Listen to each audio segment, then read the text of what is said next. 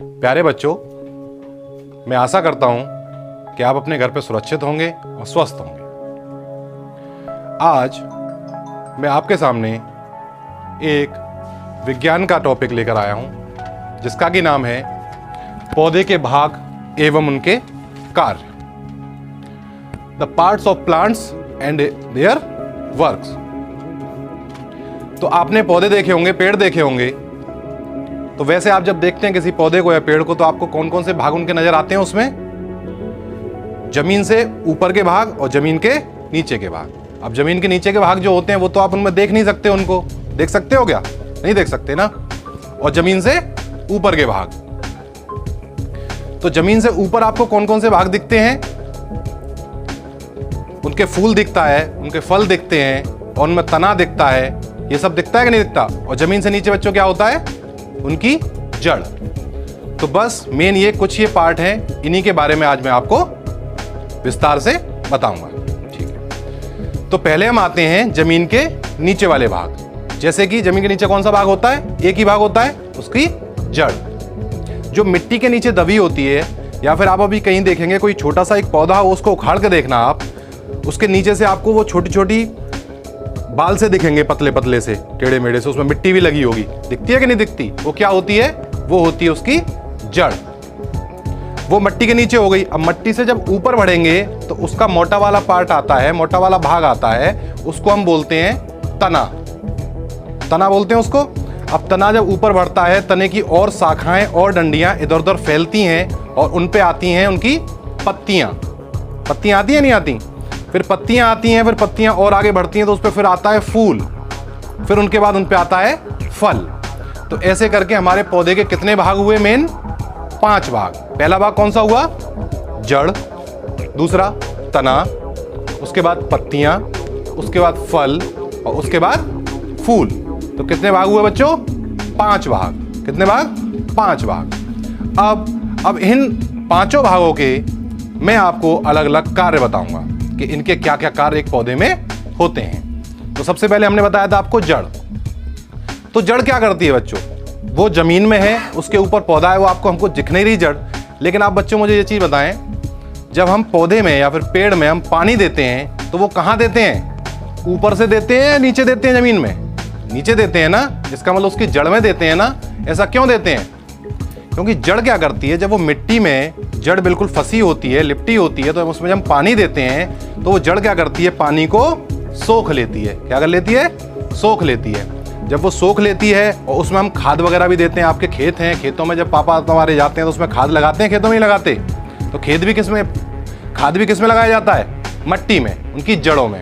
तो खाद में क्या होता है? अलग अलग तरीके के खनिज होते हैं जिनसे, जो कि हमारे पौधे के लिए बहुत ही आवश्यक होते हैं और फायदेमंद होते हैं। तो हमने उसमें पानी लगाया, खाद लगाई, तो उन सब चीज़ों का वो जड़ क्या करेगी? वो अपने अंदर उनको सोख लेगी, चूस लेगी उनको। ठीक है, अब उन्होंने ये सब चीज़ें मिट्टी से जड़ ने ले ली अपने अंदर। उसके बाद अब क्या करेगा? अगला काम आता है तने का।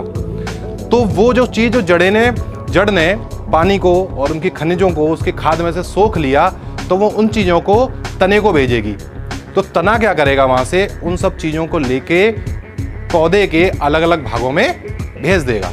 किन किन भागों में? पत्तियों को भेज देगा और फल को भेजेगा, फूलों को भेजेगा, इन सबों को वो सब चीज़ें भेज देगा। क्योंकि पानी की पूरे पौधे को ज़रूरत है, खनिज की पूरे पौधे को ज़रूरत है, तो इसलिए वो सब चीज़ें वो ऊपर तक पहुँचाएगा। तने का काम क्या हुआ?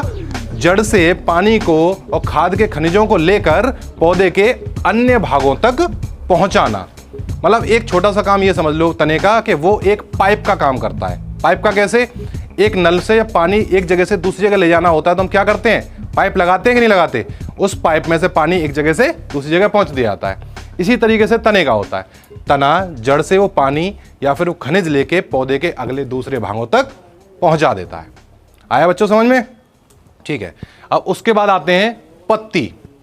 अब पत्ती का अपना एक अनोखा काम है, बहुत ही इंपॉर्टेंट, बहुत ही जरूरी कार्य पत्ती करती है। अब पत्ती क्या करती है?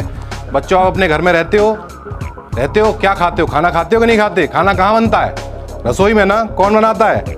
मम्मी बनाती हैं आपकी। तो इसी तरीके से पौधा भी तो कुछ खाता होगा ना। तो पौधा जो भोजन करता है, जो भोजन खाता है, वो उसका कहाँ बनता है? पत्ती में। कौन बनाता है? पत्तियां। तो पत्तियां पौधे का क्या बोली जाती हैं? रसोई घर। क्या बोली जाती हैं?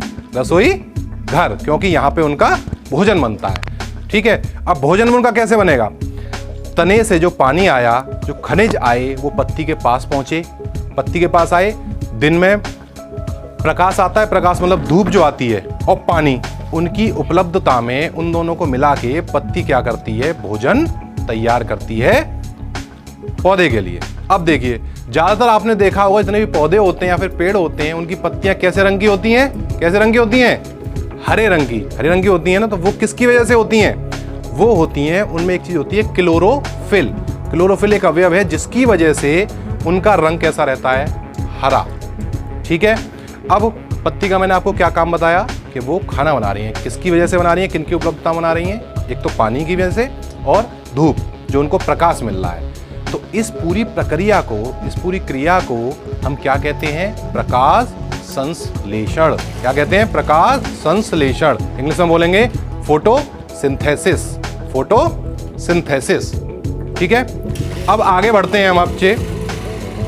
इनसे आगे आता है फूल। जब कभी कभी तुमने देखा होगा, जब पौधे बड़े होते हैं उस पर धीरे धीरे करके फूल आना स्टार्ट होता है। फूल आते हैं कि नहीं आते? फूल आते हैं। फूल में से ही कभी कभी फिर उनमें से फल बनते हैं, या फिर किसी किसी पौधे में फूल भी आता है और फल भी आते हैं। दोनों चीज आती हैं। आती है नहीं आती?